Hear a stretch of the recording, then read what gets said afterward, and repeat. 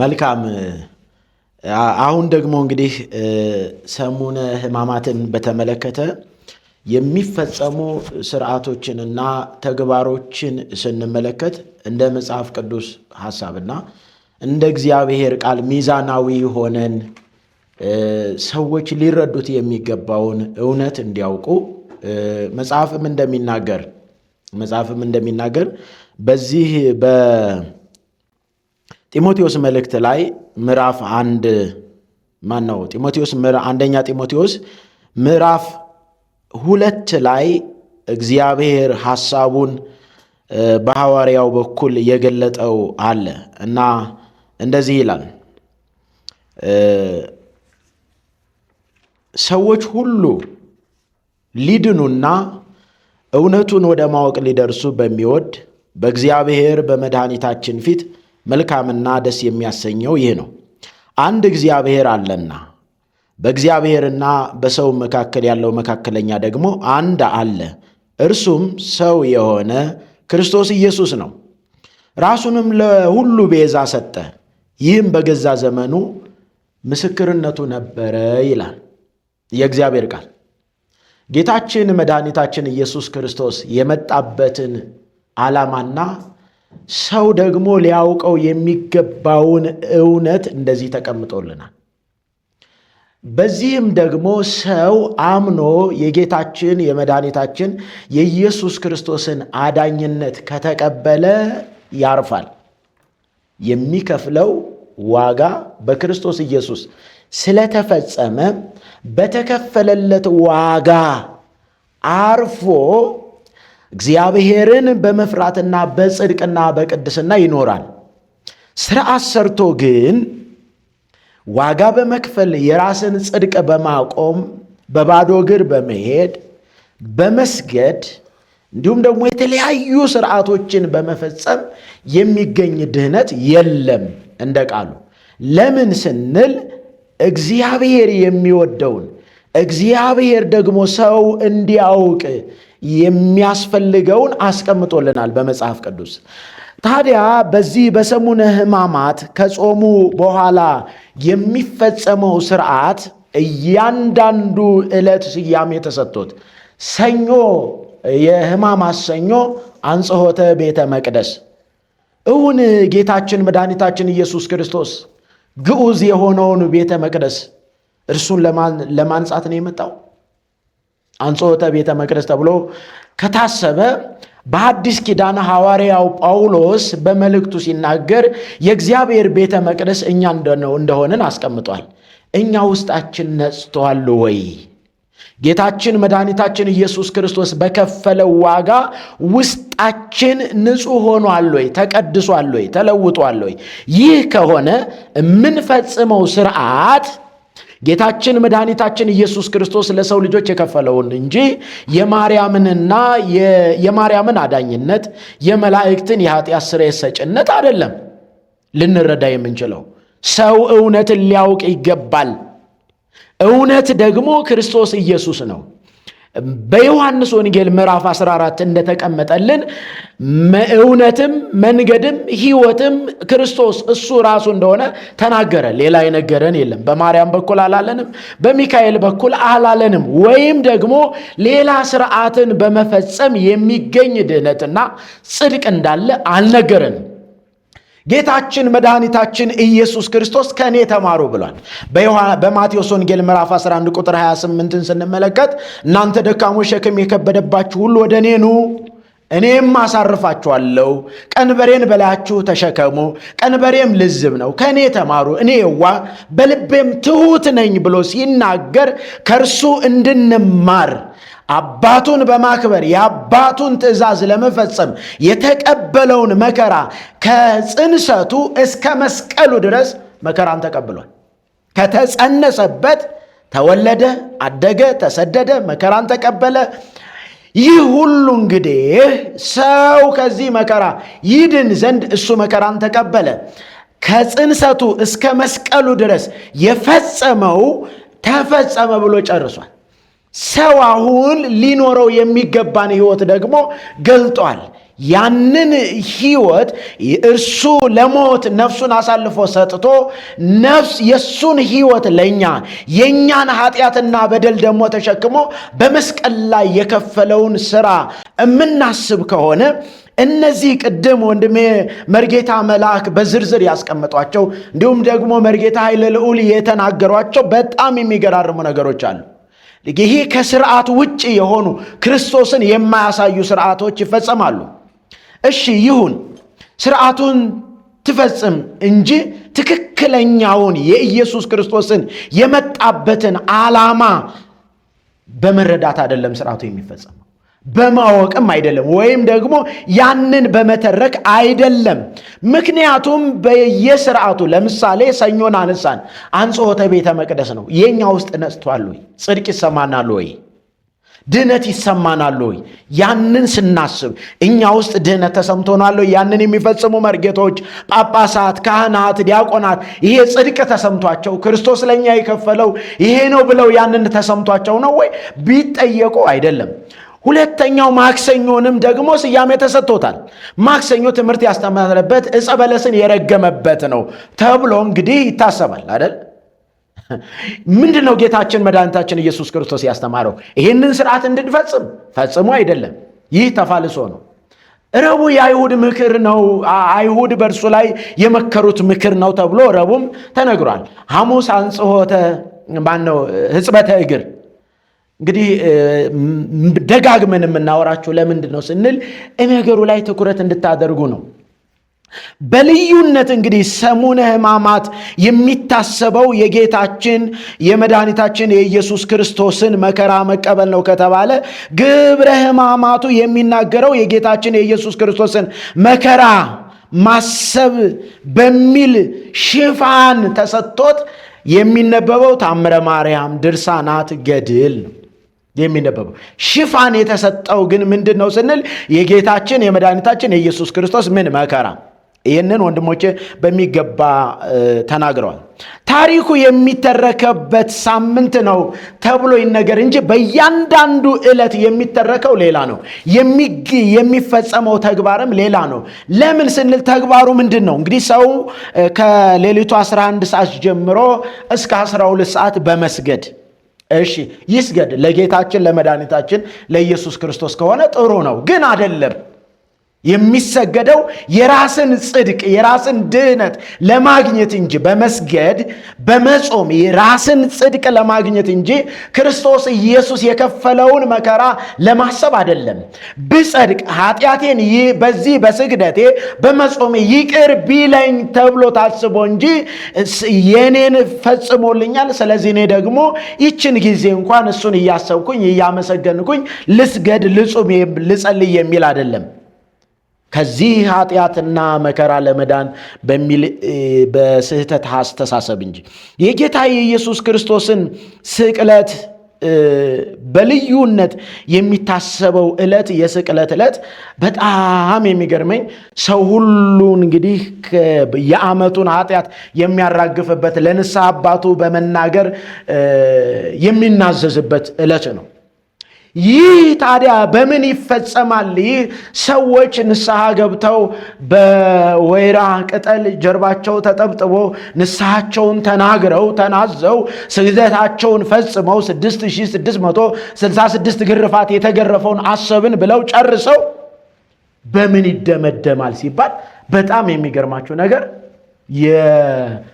የይሁዳንና ቤተሰቡን በመርገም ይጠናቀቃል።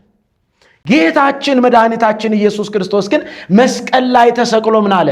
አባት ሆይ የሚያደርጉትን አያውቁምና ምን በላቸው ይቅር በላቸው ብሎ የማለደውን ምልጃ በመካድ በእርግማን ይጠነቀቃል። እርግማኑ ደግሞ የይሁዳ ውሉዱ ይደምሰስ በሚል እርግማን ይደመደማል ማለት ነው። ስለዚህ ውሉዱ የይሁዳ ወልዱ ወውሉደ ውሉዱ ይደምሰስ። እንግዲህ የይሁዳ ልጁ የልጅ ልጁ ዘሩ ሁሉ እንግዲህ ልጅ ቢኖረው ልጁ እንኳን ንስሐ ገብቶ እንዳይድን ምን ይላል? ይረገማል። ይህ በእርግማን የሚጠናቀቀው ታዲያ የጌታችን የመድኃኒታችን የኢየሱስ ክርስቶስን ስቅለቱን እንድናስብ የሚያደርግ ነው ወይ? አይደለም። አልሆነማ። ለምን? ተግባሩ ይሁዳን የመርገምና ውሉድን የመርገም ከሆነ በዚህ የሚጠናቀቅ ከሆነ የስቅለቱን ሐሳብ አላሰብንም። የስቅለቱን ሐሳብ አላሰብንም። ዜማ ይዜማል። ቅድም በአራራይ ዜማ ቅድም መርጌታ ኃይለ ልዑል ጀመር አድርገው ተዉት። ለምን? ይሄ አምነስቲቲ የሚባለው እያንዳንዱ ነገር እዛ ጋር የሚቀርበው ለምንድን ነው? ኢየሱስን በማሰብ ነው ወይ? ሰዎች ውስጥ ይሰሙታል ወይ? ትርጉሙስ ይተረካል ወይ? የለም፣ አይተረክም። እሱ እኮ አምነስቲቲን ሲሉ ካህናቱ ምንድነው የሚያደርጉት? ልብሰ ተክህኖ ጥቁር ልብስ ለብሰው አፋቸውን ወደ መሬት አቀርቅረው ጥቁር መጋረጃ አይነት ነገር ከላያቸው ላይ ተሸፋፍነው አፋቸውን ወደ መሬት አቀርቅረው ነው ዜማውን የሚያዜሙት። ራሱ አምነስቲቲ ሙዳኪራ የሚለውን ማለት ነው። እና አንደኛ የስቅለት ዕለት ጥቁር ነው። ስቅለቱ አይተው ከሆነ ጥቁር ተገልብጦ ነው፣ ልብስ ተገልብጦ ነው የሚለበስ። ልብስ ተገልብጦ ጥቁር ልብስ ሆኖ ነው እንጂ አሁን ሁሉ ጊዜ እንደምናየው ስነ ስቅለት አይደለም ታሪኩ ራሱ። እና የዚህ ያለታ ካህናቱ ልብሰ ተክህኖ ሲለብሱ አንደኛ ልብሱን ገልብጠው ነው የሚለብሱት፣ ሁለተኛ ደግሞ ጥቁር ልብስ ነው። አፋቸውን ወደ መሬት አቀርቅረው ነው ዜማውን የሚያዜሙት። ይህ ስርዓት ይፈጸማል። ሌላው እንግዲህ በዛ ቀን የሚፈጸመው ክርስቶስን የሚያስብ ነው ወይ? ፍትሐት ይደረግለታል። ቅድም እንዳልኩት ፍትሐት ለጌታችን ለመድኃኒታችን ለኢየሱስ ክርስቶስ ይደረጋል። እንዴት? ቀጤማ ይመጣና በልብስ ይጠቀለላል፣ አጎበር ይሰራል። ያንን ካህናት ታቅፈው ምን ይላሉ? ፍትሐት ይፈታሉ። ለማን? እሱ ገና ምን ያለ ነው? ለኢየሱስ ፍትሐት። አስቡት፣ ለኢየሱስ ምን ይደረጋል? አዳኙን ፈቺውን ሊፈቱት ነው ገና። እነሱ ገና ምን ታቅፈው?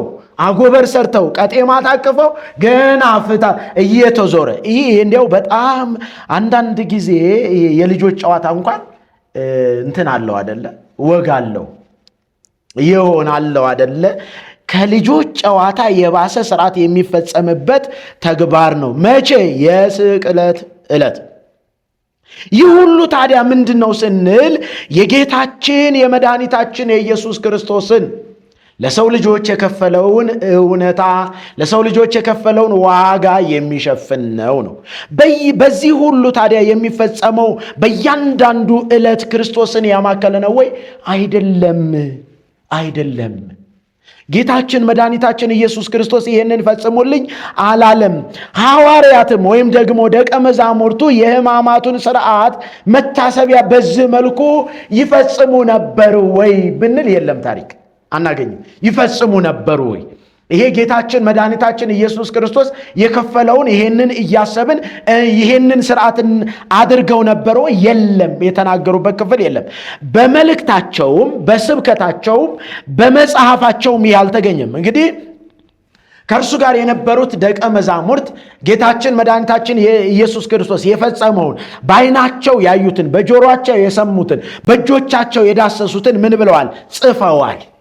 ሲጽፉም ይህን ስርዓት አልጻፉ ወይም ደግሞ በስብከታቸውም ይህ እንዲደረግ ምን አላሉም? ለደቀ መዛሙርቱ ወይም ለተከታዮች ለአማኞች ይህንን ነገር ምን አላሉም? አላስተማሩም። ይህ ካዲያ ከየት መጣ ሲል እንግዲህ ቅድም እንደተባለው መነሻ የለውም መድረሻም የለውም። እንቶ ፈንቶ የሆነ ከግብፅ የተወረሰ ተረት ነው። ከግብፅ የተወረሰ ምን ተረት? ከአረብኛ ወደ ግዕዝ ተተረጎመ የሚባለው ክፋትንና አመፅን፣ ይሄ ሴረኝነትን፣ በተለይም ደግሞ በቤተ ክርስቲያኗ ውስጥ ያለው አሸንክታብ፣ ቅድም እንዳልነው ደጋግመንም እንደምናወራው በቤተ ክርስቲያኗ ውስጥ ያለው ሀኬት መውጣት አለበት። ክርስቶስ ኢየሱስ ስፍራውን መያዝ አለበት። የሚፈጸሙ ስርዓትና ተግባሮች ፈጽሞ መንፈሳዊ ይዘት የላቸውም። የወንጌልም አስተምህሮ መልክ የላቸውም። ከዚህ አንጻር ምን ያስፈልጋል ስንል ተሐድሶ ያስፈልጋል። በተለይ ደግሞ ሕዝቡን ወደ ጥፋትና ወደ ሲኦል ከመንዳት በጣም ይሄ አሳዛኝ ከሆነው ተግባር መውጣት አለበት። እንግዲህ በዚህ ጾም ውጤት መምጣት አለበት። የቀደሙት የጾሙት አባቶቻችን ውጤት አምጥተዋል ወይም ደግሞ ከእግዚአብሔር መልስ ተቀብለዋል። በዚህ በየዓመቱ በሚፈጸመው ጾም ለሀገር፣ ለትውልድ፣ ለቤተ ክርስቲያን ምን ምላሽ ከእግዚአብሔር ዘንድ መጣ? ምን መጣ? ይሄ ውጤት መጠበቅ አለበት። ከተጾመ በኋላ እግዚአብሔር ምን መልስ ሰጠ? ለሀገር ሰላም፣ ለትውልዱ ነፃ መውጣት፣ የእግዚአብሔር ክብር በቤተ ክርስቲያን መነገር ያመጣሉ። የእግዚአብሔራዊ ስላልሆነ ይህ ምን አይልም ማለት ነው፣ ሊመጣ አይችልም። በጣም በሚገርመው ሁኔታ ይህንን ስንመለከት የጌታችን የኢየሱስ ክርስቶስን ስቅለት በልዩነት እንግዲህ የሚፈጸመው በምንድን ነው ብለናል? በእርግማን ነው። ይህ ብቻ አይደለም። እርግማን እንግዲህ በቤተ ክርስቲያን ውስጥ ሲፈጸም ማየት ራሱን የቻለ ምንድን ነው? እርግማን። እግዚአብሔር ግን በልጁ በክርስቶስ ኢየሱስ ምሕረትን እያወጀ በዚህ በኩል ደግሞ ጌታችን መድኃኒታችን ኢየሱስ ክርስቶስ የማያውቁትን የሚያደርጉትን አያውቁምና ይቅር በላቸው የሚለውን የሚሸፍን ሌላ እርግማን ሲካሄድ እንመለከታለን። በዚሁ ዕለት የክርስቶስን መከራ በሌሎች ታሪክ በመተካት የሚፈጸመው ተግባር ሌላኛው ክህደት ነው። ለምን ስንል አዳኙን መድኃኒቱን ኢየሱስ ክርስቶስን ሳይሆን የሚተረከው ሌላ በመሆኑ ይሄም ራሱን የቻለ ምንድን ነው? ክህደት ነው። እንዲያውም የባዕድ አምልኮ ልምምድ ነው። ለምን ስንል አዳኙን አይደለም የሚያሳየው። እያንዳንዱ የሚፈጸመው ስርዓት ሌላ ጽድቅን፣ ሌላ የመዳን መንገድን፣ ሌላ የመዳኛ ስርዓትን መስራት እንጂ ክርስቶስ ኢየሱስ ፈጽሟል፣ ድህነት ተፈጽሟል፣ አበቃ። ሰው ሁሉ ደግሞ በክርስቶስ ኢየሱስ ቤዛነት የዘላለምን ሕይወት ያገኝ ዘንድ ክርስቶስ ጨርሷል። በበደላችሁና በኃጢአታችሁ ሙታን ነበራችሁ። በቃ ሙታን ነበራችሁ። ለሞተው ሕይወት ሊሰጥ የመጣው ክርስቶስ ኢየሱስ ነው። ታዲያ በሚመጡትም ዘመናት አለ የጳውሎስ መልእክት ሲናገር ክርስቶስ ኢየሱስ የሞቱትን ሊያድን ሕይወት ሊሰጥ መጥቷል። እርሱ ደግሞ በሞቱ ሞትን ሽሮ የዘላለምን ሕይወት ለመስጠት የመጣው ጌታችን መድኃኒታችን ኢየሱስ ክርስቶስ ከእርሱ ጋር ሰው መነሳቱንና በጸጋ ድህነት መፈጸሙን ይነግረንና በሚመጡት ዘመናትም በክርስቶስ ኢየሱስ ላለው ለእኛ ባለው ቸርነት ከሁሉ የሚበልጠውን የጸጋውን ባለጠግነት ያሳይ ዘንድ ከእርሱ ጋር አስነሳን፣ በክርስቶስ ኢየሱስ በሰማያዊ ስፍራ ከእርሱ ጋር አስቀመጠን ይላል። አሁን ክርስቶስ ስራውን ፈጽሟል። እኔ አንድ ጥያቄ እስቲ እንጠይቅ። በዚህ ዓመት ያው ወንድሞቻችን ናቸው፣ አባቶቻችን ናቸው። ከትንሣኤው ማግስት እንደው እስቲ ክርስቶስ ተነስቷል፣ አንተም ከእርሱ ጋር ተነስተሃል ወይ ብለን እስቲ እንጠይቃቸው። እንዴ 40 ወይም 55ቱንም ቀን ጾመሻል እናቴ ወይም ወንድሜ፣ እንዲያው እንዴት ነው አሁን ጸደቅክ ወይ ዳንክ ወይ እስቲ ብላችሁ ጠይቋቸው።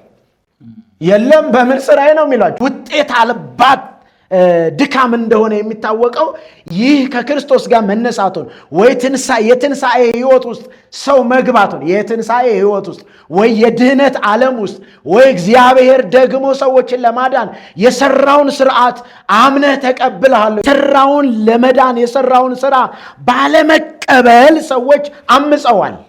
አመፅ ላይ ናቸው። አምፀዋል። አይሁድ እንዳልተቀበሉት ሁሉ ወደ ገዛ ወገኖቹ መጣ፣ የገዛ ወገኖቹም አልተቀበሉትም። ልክ እንደዚሁ ባለመቀበል የዘጋች ናት ቤተ ክርስቲያን። ባለመቀበል በሯን የዘጋች ሌላ ክርስቶስ የምትጠብቅ ሌላ ክርስቶስን የምትጠብቅ የመጣውን ከሰማይ የመጣውን አዳኝ የሆነውን መድኃኒት የሆነውን ሳይሆን ሌላን ክርስቶስን የምትጠባበቅ እስከዛ ድረስ በሌሎች አማላጆችና በሌሎች አዳኞች በሌሎች መድኃኒቶች የምትጠቀም አመንዝራ ናት። ለምን ስንል ከባሏ ውጭ እንደወጣች ሴት ቤተ ክርስቲያኒቱ ክርስቶስ ኢየሱስን አስወጥታ ሌሎችን በማስገባት ምን ብላለች ማለት ነው? አምጻለች። ስለዚህ ቤተ ክርስቲያን ታድሶ ያስፈልጋታል። ይህ የሚፈጸመው ስርዓት በክርስቶስ የተሰራውን ሰዎች አምነው መዳን እንዳይችሉ ማወዛገብና ግራ ማጋባት ነው የተያዘው። ሰዎች እንግዲህ ገዳምም ገብተው ሱባኤም ገብተው በዚህ ጾም አሳልፈዋል። ከዛ ይመለሳሉ። ሲመለሱ ግን ጾማቸውን የሚፈቱበት ደግሞ አፈታት ይገርማል። ጾማቸውን የሚጨርሱበት ደግሞ ሌላ ነው። እሱም ሌላ ራሱን የቻለ ምን አለው ማለት ነው? ስርዓት አለው። ይህ ሁሉ ታዲያ እንግዲህ ምንድነው? አንደኛ ቤተ ክርስቲያንን የማይወክል ሰዎችን በክርስቶስ ኢየሱስ አምነው እንዳይድኑ የሚያደርግ ስርዓት ነው። ከዚህ በመውጣት እውነተኛ የሆነውን እግዚአብሔር በቃሉ የተናገረውን ሰዎች ሊያውቁት የሚገባውን ይህንን ቃል ደግሜ በመናገር ሐሳቤን እቋጫለሁ። እግዚአብሔር ሐሳቡ ምንድን ነው? የእግዚአብሔርን ሐሳብ በመረዳት ሰዎች ወደዚህ እውነት ዘወር ይሉ ዘንድ እግዚአብሔር ዘላለማዊ ሐሳቡን በልጁ በኢየሱስ ክርስቶስ ገልጧል። እንደ ፈቃዱ ምክር ሁሉን የሚሰራ እንደ እርሱ ሐሳብ አስቀድመን የተወሰን በክርስቶስ ደግሞ ርስትን ተቀበል። ይኸውም በክርስቶስ አስቀድመን ተስፋ ያደረግን እኛ ለክብሩ ምስጋና እንሆን ዘንድ ነው። እናንተም ደግሞ የእውነትን ቃል ይኸውም የመዳናችሁን ወንጌል ሰምታችሁ ደግሞም በክርስቶስ አምናችሁ። አያችሁ፣ የመዳናችሁን ወንጌል ሰምታችሁ በክርስቶስ አምናችሁ በተስፋው መንፈስ በመንፈስ ቅዱስ ታተማችሁ ይላል። እንግዲህ ወንጌልን በመስማት በክርስቶስ ኢየሱስ በማመን ድህነት ይገኛል። ስርዓትን በመፈጸም ግን የሚገኝ ድህነትም ሕይወትም የለም። ለምን? የእግዚአብሔር ቃል የሚለንን ማመን ነው። እርሱም የርስታችንን መያዣ ሰጠን። የተሰጠን ነገር አለ። የርስታችንን መያዣ ሰጠን፣ ለእግዚአብሔር ያለውን ሁሉ እስኪዋጅ ድረስ ይህ ለክብሩ ምስጋና ይሆናል። የእግዚአብሔር ሐሳቡ በክርስቶስ ኢየሱስ ሁሉን መጠቅለል ነው። ሰው ሁሉ ደግሞ በክርስቶስ አምኖ ይድን ይጸድቅ ዘንድ የዘላለምን ሕይወት ይወርስ ዘንድ ነው። ታዲያ እግዚአብሔር አምላካችን በጳውሎስ በኩል ምን ነገረን? ሰዎች ሁሉ እንደው በጣም የሚገርም ነው። ሰው የሆነው ሁሉ ምን እንዲያውቅ? ሰዎች ሁሉ ሊድኑና እውነቱን ወደ ማወቅ ሊደርሱ በሚወድ እግዚአብሔር የሚወደው ስርዓት እንድንሰራለት አይደለም። ስርዓት ሰርተን ሴሬሞኒ አሳምረን በቃ ይሄ ነው ብለን እንድንቧች አይደለም፣ ወይ ዋጋ እንድንከፍል ወይ መከራ እንድንቀበል አይደለም። ሰዎች ሁሉ ሊድኑና እውነቱን ወደ ማወቅ ሊደርሱ በሚወድ በእግዚአብሔር በመድኃኒታችን ፊት መልካምና ደስ የሚያሰኘው ይሄ ነው። የቱ? አንድ እግዚአብሔር አለና በእግዚአብሔርና በሰው መካከል ያለው መካከለኛ ደግሞ አንድ አለ፣ እርሱም ሰው የሆነው ኢየሱስ ክርስቶስ ነው። እንግዲህ እግዚአብሔር ደስ የሚሰኝበት በልጁ በክርስቶስ ኢየሱስ ነው። ሰው በክርስቶስ ሲሆን ምን ይላል? ከኃጢአት ይነጻል፣ ከጨለማ ይወጣል፣ የዘላለም ሕይወት ያገኛል። ሰው በክርስቶስ ሲሆን፣ ኦርቶዶክስ ሲሆን፣ ጴንጤ ሲሆን፣ ሙስሊም ሲሆን አይደለም፣ በክርስቶስ ኢየሱስ ሲሆን፣ በክርስቶስ ኢየሱስ ሲያምን ማንም በክርስቶስ ቢሆን አዲስ ፍጥረት ነው። አሮጌው ነገር አልፏል። አሁን አሮጌውን ስርዓትና የብሉይ ኪዳንን ስርዓት በመፈጸም የሚገኝ ምንም አይነት ድህነት የለም። እሱን አልፏል አለ። አሮጌው ነገር አልፏል፣ እነሆ አዲስ ሆኗል። አዲስ የሆነው በክርስቶስ ነው፣ በእኛ አይደለም። በክርስቶስ ኢየሱስ እርሱ አሮጌውን ሰው አሳልፎ አዲሱን ሰው እንድንለብስ ልበስዎ ለእግዚእነ ኢየሱስ ክርስቶስ፣ ክርስቶስን እንድንለብስ ልብሳችን የሆነው ክርስቶስ፣ ሕይወታችን ኢየሱስ ክርስቶስን እርሱን እንድናምን፣ እርሱን እንድናመልክ፣ እርሱን እንድንቀበል፣ እርሱን እንድንከተል ቃሉ ያስተምረናል። ለምን? ራሱንም ለሁሉ ቤዛ ሰጠ። ቅድም የሰማዱ ደግሞ ማርያም መድኃኒታችሁ ናትና መኑባት። ይሄው ውሸት ነው። ራሱን አሳልፎ የሰጠ ራሱን ቤዛ ያደረገው ጌታችን መድኃኒታችን ኢየሱስ ክርስቶስ ነው። በእርሱ መሩ ስርዓት በመፈጸም በባዶ እግር በመሄድ ጥሬ በመቆርጠም የሚገኝ ጽድቅም ድህነትም የለም። እግዚአብሔር የተባረከ ይሁን። ክብር ለእግዚአብሔር ይሁን። እንግዲህ ብዙ ሐሳቦች ናቸው የተነሱት። እንግዲህ ወደ ማጠቃለያው ሐሳቡ ለመሄድ በግብረ ሕማማት ላይ የተነሱ ሐሳቦችን በሌሎች ትምህርት ላይም ደግሞ የተነሱ ሐሳቦችን ወደ መቋጨቱ ላይ ነው ያለነው። እንግዲህ እኛ እንደ ተሐድሶ እየተናገርን ያለነው የቅዱሳት መጻሕፍትን እውነትና የገድላት የድርሳናትን የሌሎች መጻሕፍት ስህተታቸውን በማጋለጥ እውነት የሆነውን ነገር ሰው እንዲሰማ፣ እንዲያውቅ፣ እንዲረዳ፣ እንዲከተል ጭምር ነው። ስለዚህ እኛ በምናነሳቸው ሐሳብ አሁን ትልቁ ዛሬ በግብረ ሕማማት ልናስተላልፍ ልንናገር የፈለግነው ጉዳይ ነገረ ድነት፣ ጽድቅ፣ መዳን፣ የዘላለም ሕይወት፣ የኃጢአት ስርየት፣ ወደ እግዚአብሔር መንግስት ለመግባት ከእግዚአብሔር ጋር ለመታረቅ ያለውን ሐሳብ በመጽሐፍ ቅዱስ የተቀመጠውን እውነትና በግብረ ሕማማት ላይ የተቀመጠውን የተጻፈውን ሐሳብ ሰዎች ለይተው እንዲያውቁ ነው። እንግዲህ አንድ ነገር መጨረሻው ሐሳብ ላይ ስላለን መጽሐፉ ላይ የተቀመጠ ሐሳብ እንግዲህ ግብረ ሕማማቱ ሊቃውንቱንም ይነካል። ማለት ሰላምታ የሚባል አለ፣ መልካ ሕማማት የሚባል አለ እና በሰላምታውም ውስጥ በመልካ ሕማማቱም ውስጥ የቤተ ክርስቲያኒቱ ሊቃውንት በተለይ የዜማ መምህራን ያቋቋም ሊሆን ይችላል፣ የድጓ ሊሆን ይችላል፣ ብቻ ሙያ ያላቸው ሰዎች የሚያዜሙት በአማርኛ የማይተረጎም በአማርኛ የማይታወቅ ድፍን ግዕዝ የሆነ ሐሳብ ነው። እሱን በተመለከተ ስንመጣ ቅድም ግብረ ሕማማቱ ውስጥ የማርያምን አዳኝነት አይተናል። የኃጢአትን ስርየት በተመለከተ ተመልክተናል። ጽድቅንም በተመለከተ አይተናል። ማርያም ለኃጢአተኞች ጽድቅ ራሷ ጽድቅ እንደሆነች የሚናገር ክፍል ሁሉ አለ።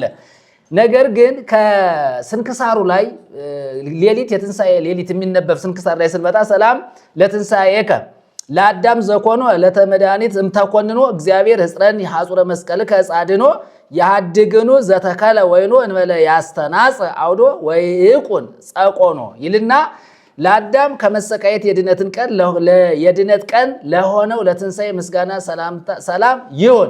እግዚአብሔር ሆይ የድህነት እንጭስ ወይም እንጨት በሆነ በመስቀል አጥርነት ጠብቀኝ። ወይንን የተከለ አጥር ሳያጥርለት ዙሪያውን ሳያጠራለት ይተወዋልን? በመስቀል ላይ ከሞትክ በኋላ የወይን ስካር እያለ ይቀጥላል። ምን ማለት ነው? እዚህ ጋር ላነሳ የነበረው ዕፀ አድኅኖ ተብሏል መስቀል።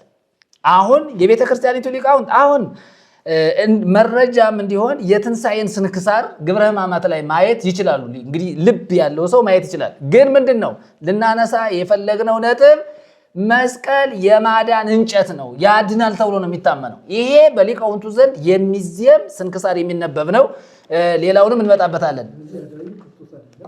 ክርስቶስ አይደለም።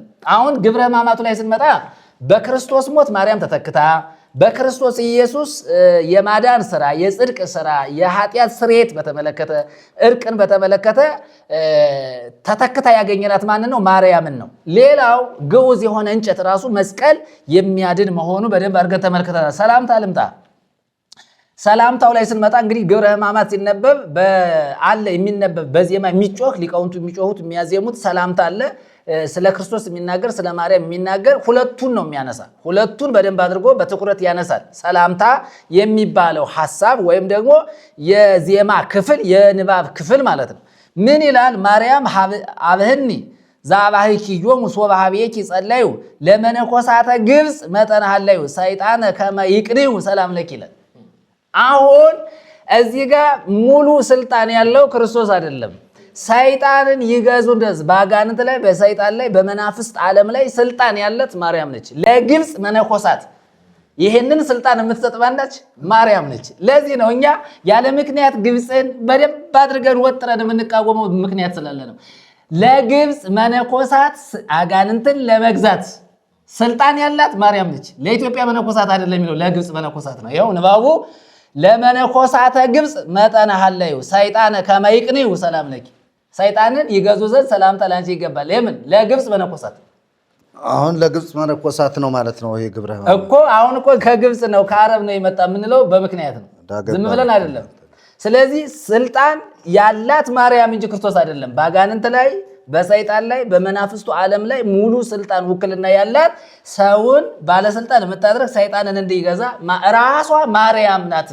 ይህም ሲሆን ደግሞ ለግብፅ መነኮሳት ነው ይላል ስልጣን የምትሰጣቸው።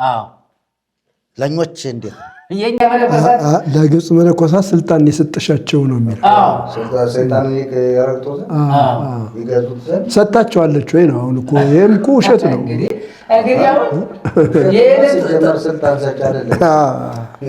በጣም የሚገርመው ነገር እንግዲህ ይሄ ሰላምታው ጋር ሄዳችሁ ማየት ትችላላችሁ ማለት ነው። እንግዲህ ይህንን በተመለከተ እናወራለን። ሌላው የውሸት ታሪክ በተደጋጋሚ የምናነሳውንም እዚህ ላይ ያነሱታል። ለምንድን ነው እኛ ደጋግመን መረጃዎችን የምናቀርባቸው? ግብረ ሕማማት ላይም የተካተተ መሆኑ ሌሎች መጻሕፍት ላይ ያሉ ስህተቶችን ግብረ ሕማማት ላይ የክርስቶስ ነው በተባለው ሐሳብ ላይ አምታ መቀላቀሏ ይሄ ስህተት እንደሆነ አሁንም ደግሞ እናገራለን። ለምሳሌ ታስጥዮ ማየ ባይሳነኪ ለጽሙ ከልብ ይላል። እንግዲህ የተጠማውን ውሻ በወርቅ ጫማ ነው አይደል? ከመተራራኪ ቅድመ የዋይት ርግብ ተራህረሂ ለቤዛ ህዝብ ሰላም ለኪ። እንደውም የህዝብ ቤዛ ማነች? ማርያም ነች። የተጠማ ውሻን ያጠጣች ማነች? ማርያም ነች። አላጠጣችም። የለም። ስለዚህ አሁን ቤዛ የሚለው ቃል ራሱ በማን ተተክቷል? በማርያም ነው የተተካው። ክርስቶስን አይደለም። እዚህ ጋር ለቤዛ ህዝብ ነው የሚል ንባቡ በደንብ አድርጎ ሰው ማዳመጥ አለ። ቤዛ ማለት ምትክ ማለት ነው። ቤዛ ማለት ካሳ ማለት ነው። ስለ ሰው ልጅ፣ ስለ ሰው ኃጢአት፣ ስለ ሰው በደል እርግማን በመስቀል ላይ የሞተ መከራን የተቀበለ አንድና አንድ ኢየሱስ ክርስቶስ ብቻ ነው። ከዚህ ውጭ ለሰው ልጅ ካሳ የሆነ ነገር የለም። ስለዚህ ለውሻ በተጠማ ውሻ በወርቅ ጫማ አጠጣች የሚለው እንደገና ለህዝብ ቤዛ ምትክ የሚለው ሐሳብ ራሱ ትክክል አይደለም። ሌላው መዳለወ ጥበብ ሶበ መላ ሰማኒተ ነፍሳተ ወሰባ ህፍነማይ ሀየለ ወሟ ሰላም ለኪ 78 ነፍስ የበላውን ህፍነማይ ነው የሚለው ሀየለ ይላል ሚዛኑ እና ያቺ ጠረኝ ውሃ ሲመዘን ውሃው አየለ ይላል እና 78 ነፍስን የበላውን በላየሰብን ያዳነች ማነች? ማርያም። ይሄው ግብረ ሕማማት ላይ ነው እያልን ያለ ነው። ታምረ ማርያም ላይ አይደለም። የሚተረከው ይሄ ነው እንጂ ስለ ጌታችን ስለ ኢየሱስ ክርስቶስ አይደለም።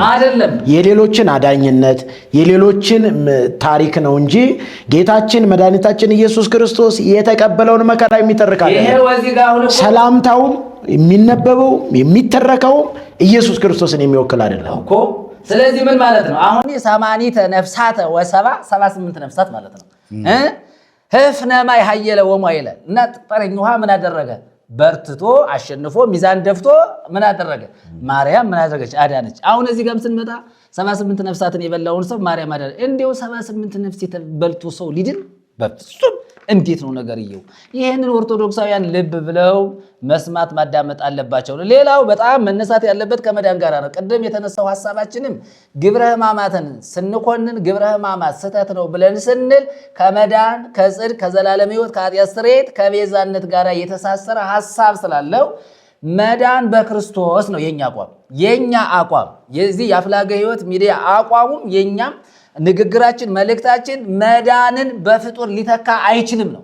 መዳን በክርስቶስ ነው። አንደኛ ለሰው ያልተቻለ ሰውን መከራ ውስጥ የከተተ ፍዳ ውስጥ ያስገባ ሰው ያለ እግዚአብሔር ምሕረት የነበረውን በእግዚአብሔር አብ ፊት ምሕረት እንዲያገኝና ተቀባይነት እንዲኖረው የሰውን ኃጢአት በመሸከም ያለ ኃጢአት እኮ ነው የተገለጠው ክርስቶስ። ግን የሰውን ኃጢአት በመሸከም ደግሞ እኛን ለማዳን የከፈለውን መከራ ማየት በጣም አስፈላጊ ነው። እዚህ ጋር አንቀጸ አድኅኖ ይላል። ሰላም ለኪ ዳግሚት ሰማይ ሰላም ለኪ ማርያም ሙጻ ፀሐይ ሰላም ለኪ አንቀጸ መድኃኒት ይላል። ሰላም ለኪ የመድኃኒት ምን በር መግቢያ ማነሽ? ማርያም። ስለዚህ አሁን የበጎች በር ማን ነው? ክርስቶስ ኢየሱስ ነው። በዚያ ምትክ ማንን አስገቡ? ማርያም። ስለዚህ ማርያም የመዳን መንገድ የመዳን በር የዘላለም ሕይወት የጽድቅ ጎዳና ልትሆን አትችልም። ስለዚህ አንቀጸ መድኃኒት የሚለው በጣም የተሳሳተ ሐሳብ ነው። ስለዚህ ክርስቶስ ኢየሱስን ያስወጣ ትምህርት ነው። ግብረ ሕማማት ላይ መልካ ሕማማት ወይም ደግሞ ሰላምታ የምትጮሁ የቤተ ክርስቲያኒቱ ሊቃውንት እውነት አታፍሩምን? እውነት ክርስቶስ መከራ ተቀበለ እያላችሁ በአንድ እኩል በሌላ በኩል ደግሞ ማርያምን መድኃኒትና ቤዛ አድርጎ ተክቶ መጮህ ማዜም በራሱ እዚህ የበለጠ እኔ ጭፍንነትና እርግማን የለም። እውነቱን ለመናገር እንደዚህ አይነቱን ትምህርት መቃወም ኃጢአት አይደለም። ኃጢአት የሚሆነው ግን በክርስቶስ ስፍራ ሌላን ተክቶ መጮህ፣ ሌላ አካል መተካት ስህተት ነው። ሌላው እዚሁም ላይ ሲነገር ለባረኮትነ ስፍይ ይድየኪ ጸሎተነ ወስዕለተነ ማርያም ባርኪ። ጸሎትን የምትሰማ ራሷ ማርያም ናት። የምትባርክም በየጉባኤው እየተገኘች ማርያም ነች።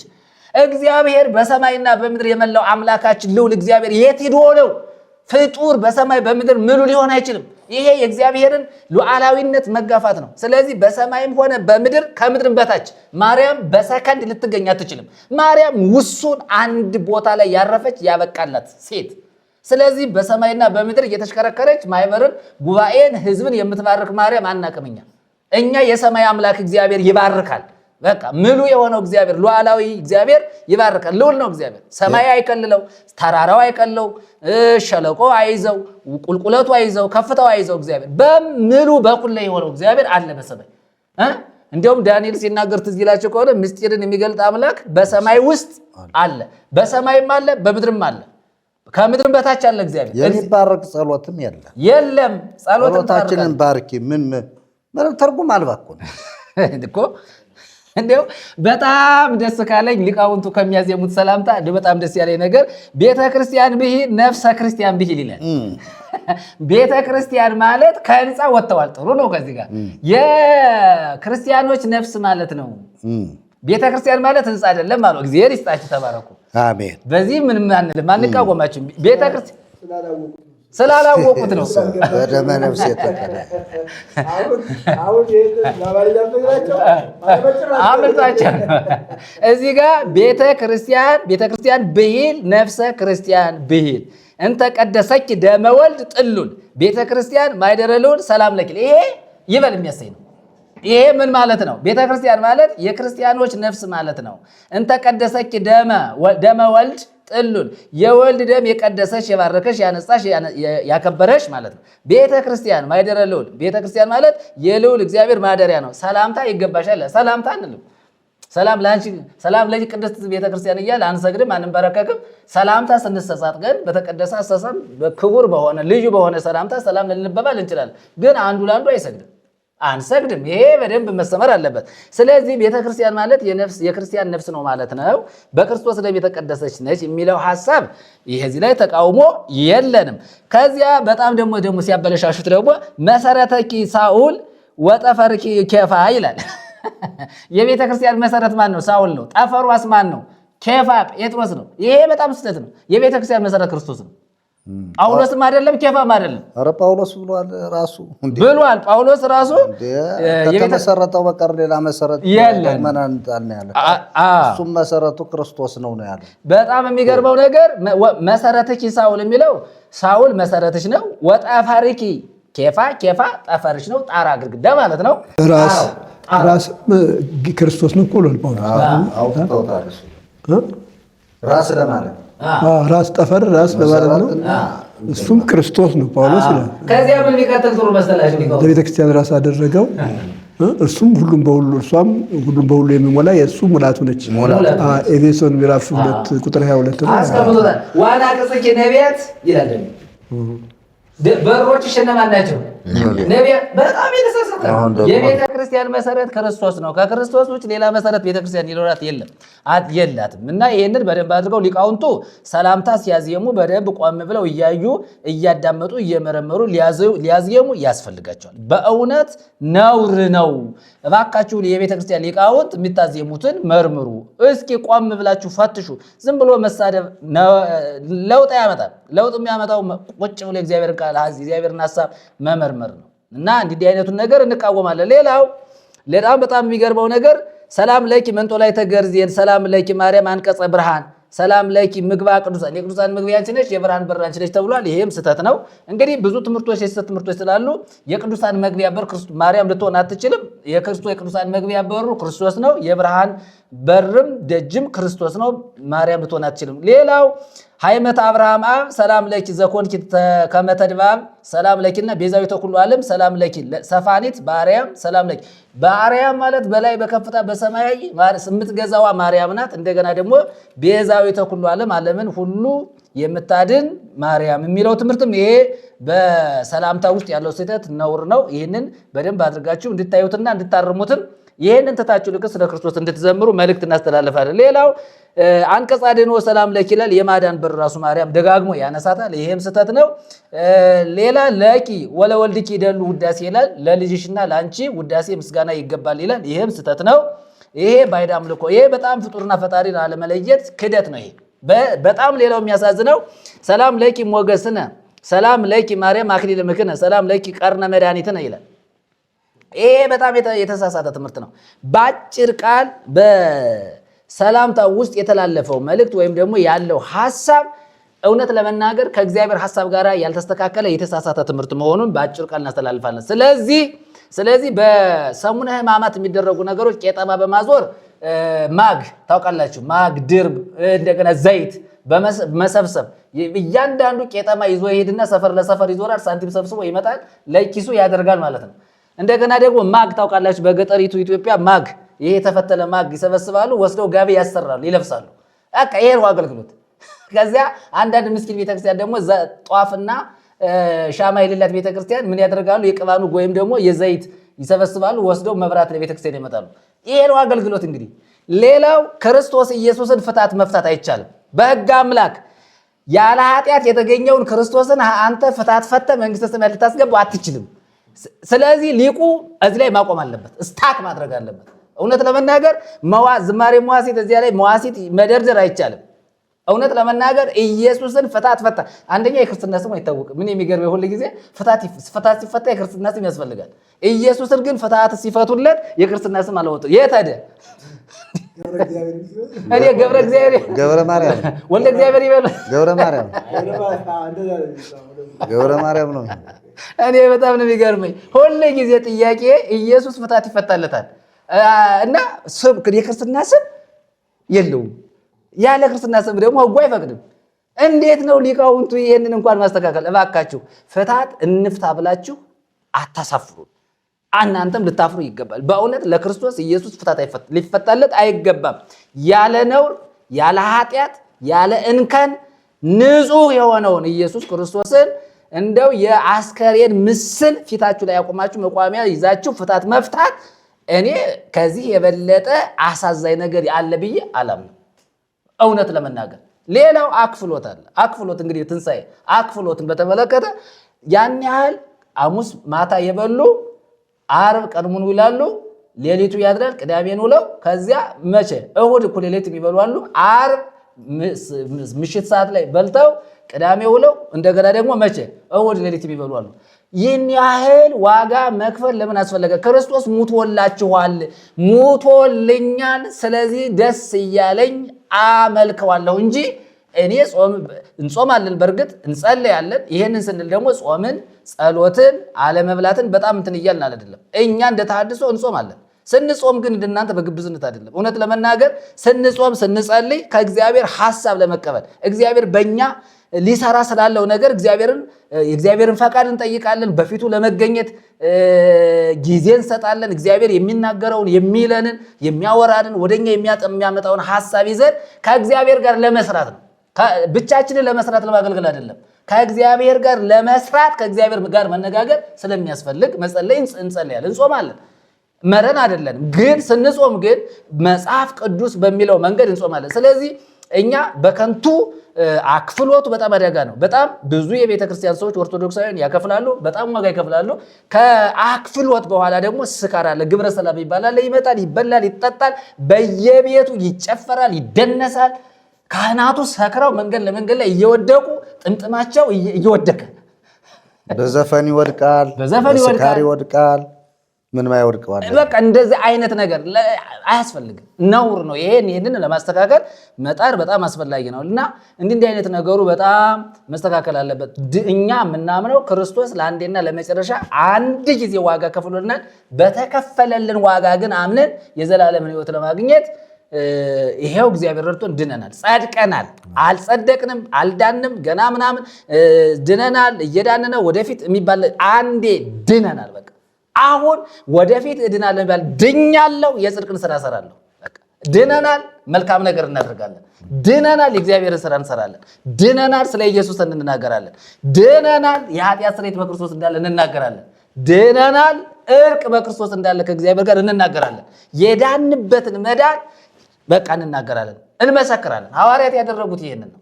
ስለዚህ አሁን ኦርቶዶክሳውያን በቃ የሞተላችሁን ጌታ አምናችሁ ተቀብላችሁ ሊቃውንቱ ከስህተት ዜማ አንደበታችሁን ቆጥባችሁ ለክርስቶስ ፍታት ከመፍታት ይልቅ መጀመሪያ እናንተ ተፈቱ። መጀመሪያ ተፈቱ። እናንተ ከእርግማን ተፈቱ፣ ከጥንቁልና ተፈቱ፣ ከመተት ተፈቱ፣ ከሟርት ተፈቱ፣ ከክፉ ነገር ተፈቱ፣ ከኃጢአት ተፈቱ፣ ከበደል ተፈቱ፣ ከኃጢአት ስራ ተፈቱ። መጀመሪያ ያልተፈታ ሊፈታ አይችልም። ያልተፈታ ቤተ ክህነት እንደ የአስከሬን ምስል አቅርቦ ቢጮህ እንዴት ሆነ ነገር? መጀመሪያ እናንተ ተፈቱ ካህናቱ። ከዚያ ስትፈቱ ሰውን ታስፈታላችሁ፣ በወንጌል ማለት ነው። በራሳችሁ ልትፈቱ አትችሉም። እና እንዲህ አይነት ነገሩ በጣም አስፈላጊ ነውና ግብረ ሕማማትን በተመለከተ ክርስቶሳቸው እኮ ፍታት ካስፈለገው የእግዚአብሔር ልጅ ክርስቶስ አይደለም ማለት ነው። አይደለም ማረጋገጫ እኮ ነው አይደለም? ነው። በዚህ ላይ ትንሽ ይበሉ። ክርስቶስ ፍታት ካስፈለገው ክርስቶስ የውሸት አስከሬን ተሰርቶለት ኧረ በመድኃኒዓለም የውሸት አስከሬን ተደርጎ ፍታት ከተፈታለት ይሄ የእግዚአብሔር ልጅ እንዳልሆነ በኦርቶዶክስ ዘንድ ማረጋገጫ ነው። በቃ ባረጋገጫ። ለዚህም ደግሞ ምን ይላሉ? ጠዋት ላይ ቅዳሜ ጠዋት ዲያብሎስ ታሰረ፣ ጌታ ተመረመረ። ስለዚህ አሁን ጌታን አስመርምረዋል ማለት ነው። ዲያብሎስ ታሰረ፣ ጌታ ተመረመረ ይባላል። አሁን ጌታ ኢየሱስ ክርስቶስ ማን የሚመረምር እኮ አስመርምረውታል። እንደ የካረ በመድኃኒዓለም እና እንዲህ አይነቱ ትምህርት በጣም አስደጋ ነው። እንግዲህ ልብ ያለው ልብ ይበል። የኛ መልእክት ግን እንደ ተሐድሶ እውነትን ለሚሰማ ለሚፈልግ እንናገራለን። ወንጌል ደግሞ ያሸንፋል። የሚያሸንፍ ጌታ ነው። ሌላ ምንም ነገር እልህ አያዋጣም። የሚያዋጣው ኢየሱስን አዳኝ አድርጎ መቀበል ነው። ያለ ኃጢአት የተገለጠውን ክርስቶስ ኢየሱስን አምኖ መቀበል የዘላለም ሕይወት ነው። ስለዚህ መጽሐፉ የሚናገረው ይሄ ነው። እንግዲህ ሰው ጆሮ ያለው ይስማ እንዳለ ጌታ፣ እኛ መዳን በኢየሱስ ነው። መዳን በሌላ በማንም የለም። እንድንበት ዘንድ ከሰማይ በታች ለሰዎች የተሰጠ ስም ኢየሱስ ክርስቶስ ብቻ ነው።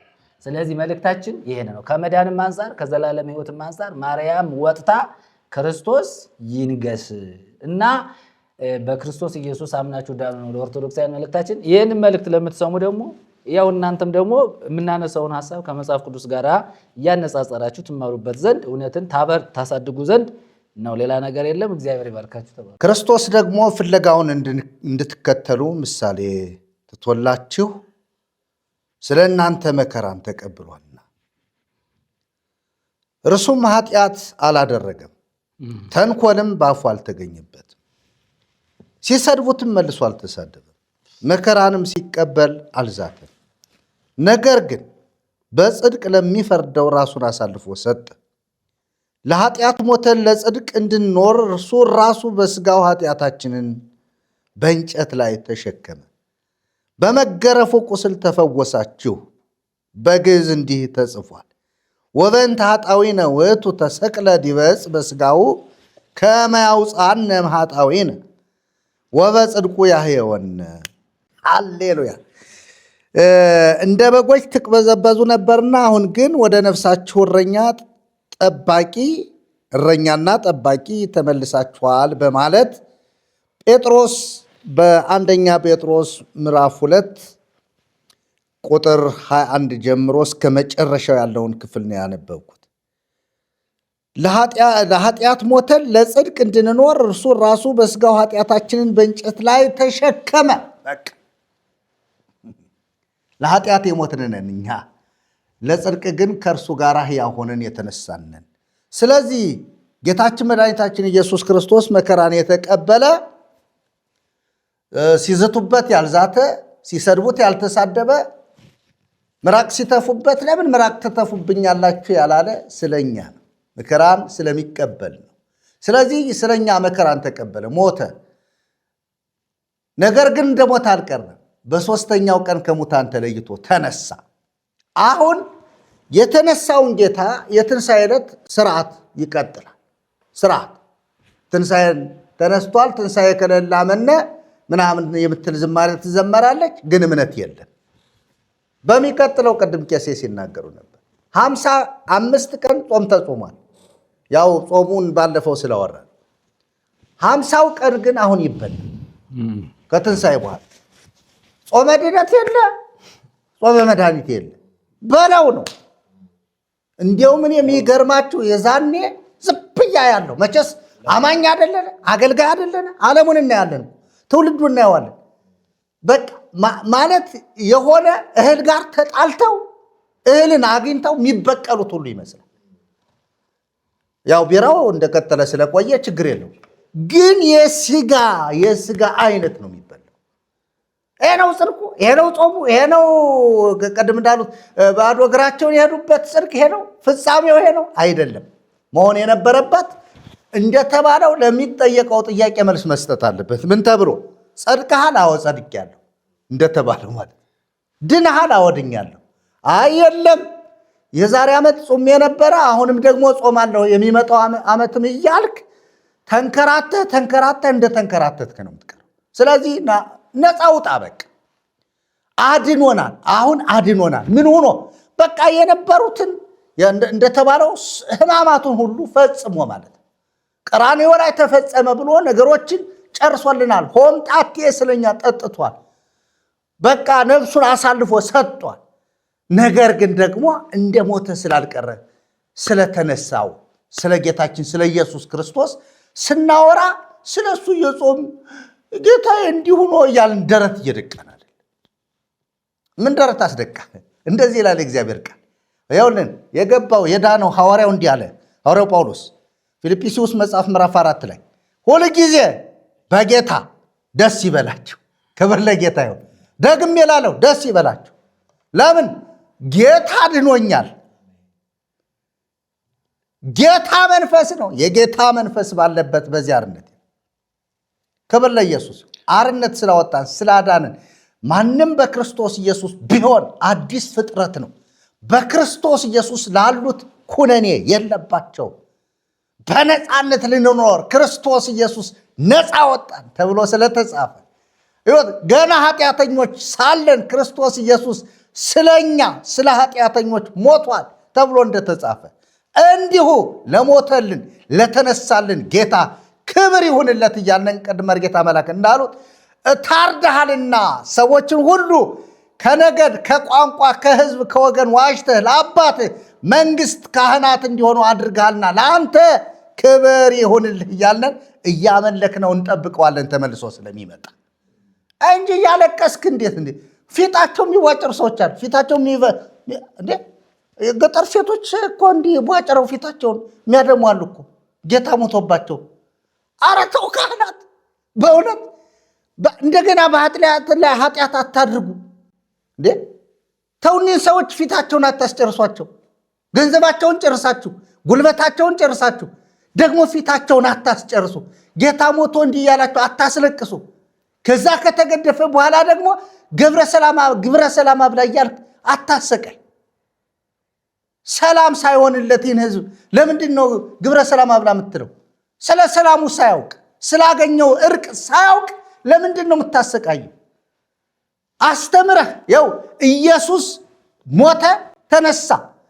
እሱ በመሞቱ እኛም አብረን ከሞቱ ጋር ተባብረናል።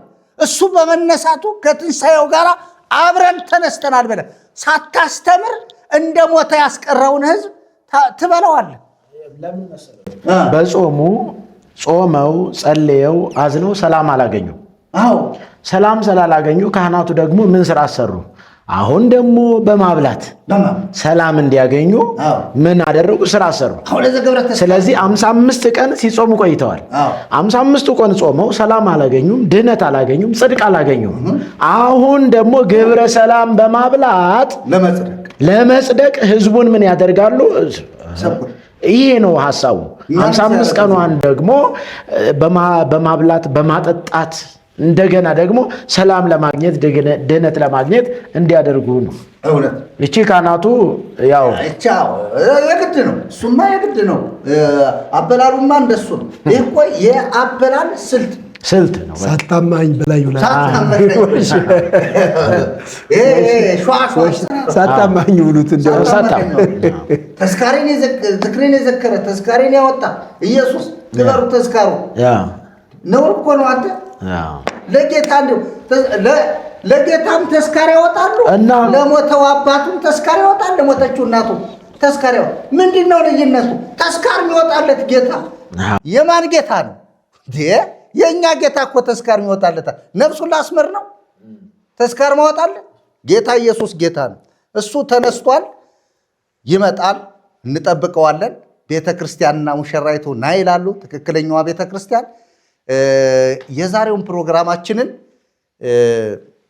ለመቋጨት ተመልካቾቻችን በጣም ሰፊ ትምህርት ነው ማለት ይሄ ቅድም መርጌታ ኃይለሉ እንደተናገሩት ይህንን መጽሐፍ ጽፈው ይህንን መጽሐፍ ትንሽ ነው ብለው ቅዱሱን የእግዚአብሔርን ቃል ትንሽ ነው ብለው ትልቅ መጽሐፍ በመጽሐፍ የውሸት ትርክትን ይሄ ቅድም እንደተባለው የሆነ ድዝዳዝ ገብቶበት የማይረባ ጎርባጣ ድነት ህይወት የሌለበት መጽሐፍ ተጽፎ ይሄ ያው መጽሐፍ እንዲካድ አድርጋለች ቤተክርስቲያን። ስለዚህ አሁን አንዱን ምዕመን አምጥታችሁ ከዚህና ከዚህ መጽሐፍ የትኛውን ነው የምትመርጥ ቢባል መልኩን ይዩት። ሰፍ ብሎ ነው የሚቀበለው። ቀይ አለበት።